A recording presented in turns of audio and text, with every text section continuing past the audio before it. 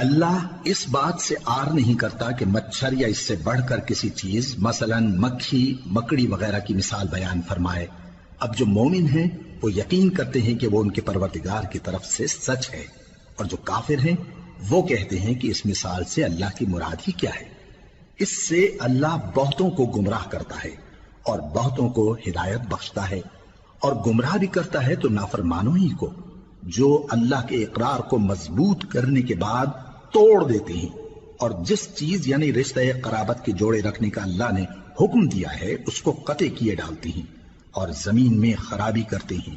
یہی لوگ نقصان اٹھانے والے ہیں۔ کافرو، تم اللہ سے کیوں کر منکر ہو سکتے ہو؟ جس حال میں کہ تم بے جان تھے تو اس نے تم کو جان بخشی، پھر وہی تم کو مارتا ہے، پھر وہی تم کو زندہ کرے گا، پھر تم اسی کی طرف لوٹائے جاؤ گے۔ وہی تو ہے جس نے سب چیزیں جو زمین میں ہیں تمہارے لیے پیدا کی، پھر آسمانوں کی طرف متوجہ ہوا تو ان کو ٹھیک ٹھیک 7 آسمان بنا دیا، اور وہ ہر چیز سے خبردار ہے۔ اور وہ وقت یاد کرنے کے قابل ہے جب تمہارے پروردگار نے فرشتوں سے فرمایا کہ میں زمین میں اپنا نائب بنانے والا ہوں۔ انہوں نے کہا، کیا تو اس میں ایسے شخص کو نائب بنانا چاہتا ہے جو خرابیاں کرے اور کچھ تو خون کرتا پھرے؟ اور ہم تیری تعریف کے ساتھ تسبیح و تقدیس کرتے رہتے ہیں۔ فرمایا، میں وہ باتیں جانتا ہوں جو تم نہیں جانتے۔ اور اس نے آدم کو سب چیزوں کے نام سکھائے، پھر ان کو فرشتوں کے سامنے کیا اور فرمایا کہ اگر سچے ہو تو مجھے ان کے نام بتاؤ۔ انہوں نے کہا، تو پاک ہے، جتنا علم تو نے ہمیں بخشا ہے اس کے سوا ہمیں کچھ معلوم نہیں، بے شک تو دانا ہے، حکمت والا ہے۔ تب اللہ نے آدم کو حکم دیا کہ آدم، تم ان کو ان چیزوں کے نام بتاؤ۔ سو جب انہوں نے ان کو ان کے نام بتائے تو فرشتوں سے فرمایا، کیا میں نے تم سے نہیں کہا تھا کہ میں آسمانوں اور زمین کی سب پوشیدہ باتیں جانتا ہوں، اور جو تم ظاہر کرتے ہو اور جو پوشیدہ کرتے ہو سب مجھ کو معلوم ہے۔ اور جب ہم نے فرشتوں کو حکم دیا کہ آدم کے آگے سجدہ کرو تو وہ سب سجدے میں گر پڑے مگر شیطان نے انکار کیا اور غرور میں آ کر کافر بن گیا۔ اور ہم نے کہا کہ اے آدم، تم اور تمہاری بیوی بہشت میں رہو اور جہاں سے چاہو بے روک ٹوک کھاؤ پیو، لیکن اس درخت کے پاس نہ جانا، نہیں تو ظالموں میں ہو جاؤ گے۔ پھر شیطان نے دونوں کو اس درخت کے بارے میں پھسلا دیا اور جس عیش و نشاط میں تھے اس سے ان کو نکلوا دیا۔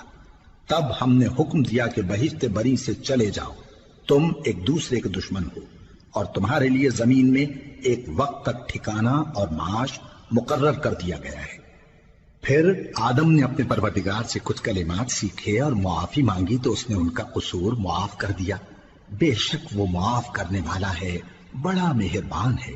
ہم نے فرمایا کہ تم سب یہاں سے اتر جاؤ، جب تمہارے پاس میری طرف سے ہدایت پہنچے تو اس کی پیروی کرنا، کہ جنہوں نے میری ہدایت کی پیروی کی ان کو نہ کچھ خوف ہوگا اور نہ وہ غمناک ہوں گے، اور جنہوں نے اس کو قبول نہ کیا اور ہماری آیتوں کو جھٹلایا وہ دوزخ میں جانے والے ہیں اور وہ ہمیشہ اس میں رہیں گے۔ اے آل یعقوب، میرے وہ احسان یاد کرو جو میں نے تم پر کیے تھے، اور اس اقرار کو پورا کرو جو تم نے مجھ سے کیا تھا۔ میں اس اقرار کو پورا کروں گا جو میں نے تم سے کیا تھا، اور مجھی سے ڈرتے رہو۔ اور جو کتاب میں نے اپنے رسول محمد صلی اللہ علیہ وآلہ وسلم پر نازل کی ہے، جو تمہاری کتاب یعنی تورات کو سچا کہتی ہے، اس پر ایمان لاؤ اور اس سے منکر اول نہ بنو، اور میری آیتوں میں تحریف کر کے ان کے بدلے تھوڑی سی قیمت یعنی دنیاوی منفعت نہ حاصل کرو، اور مجھی سے خوف رکھو، اور حق کو باطل کے ساتھ نہ ملاؤ، اور سچی بات کو جان بوجھ کر نہ چھپاؤ، اور نماز پڑھا کرو اور زکوٰۃ دیا کرو، اور اللہ کے آگے جھکنے والوں کے ساتھ جھکا کرو۔ یہ کیا عقل کی بات ہے کہ تم لوگوں کو نیکی کرنے کو کہتے ہو اور اپنے تئیں فراموش کیے دیتے ہو، حالانکہ تم اللہ کی کتاب بھی پڑھتے ہو؟ کیا تم سمجھتے نہیں؟ اور رنج و تکلیف میں صبر اور نماز سے مدد لیا کرو، اور بے شک نماز گراں ہے مگر ان لوگوں پر گراں نہیں جو عجز کرنے والے ہیں۔